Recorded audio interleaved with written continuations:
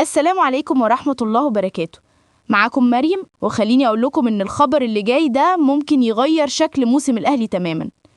في مفاجأة كبيرة جدا طلع بيها الإعلام الكولومبي خلال الساعات اللي فاتت، وكلها بتتكلم عن اهتمام الأهلي بالتعاقد مع المهاجم السوري بابلو صباغ، لاعب نادي السون الكوري، واللي عامل ضجة غير طبيعية هناك.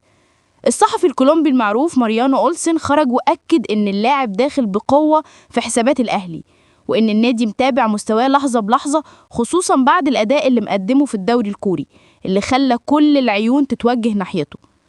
صباغ مش مجرد مهاجم عادي، اللاعب ده موهبة هجومية خطيرة، يقدر يلعب جناح وصانع لعب وكمان راس حربة، وده اللي مخلي العروض تنهال عليه من أكتر من دوري.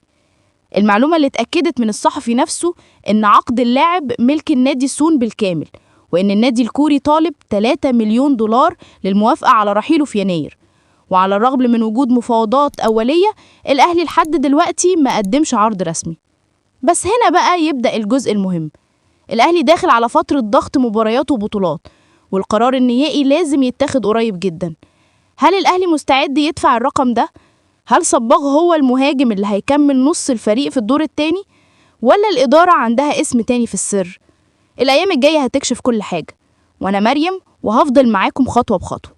اكتبوا لي رأيكم في التعليقات. هل تتمنوا تشوفوا بابلو صباغ بقميص أهلي؟ ولا شايفين إن الفريق محتاج مهاجم بمواصفات مختلفة؟ استنوني، ولسه اللي جاي أحلى بإذن الله.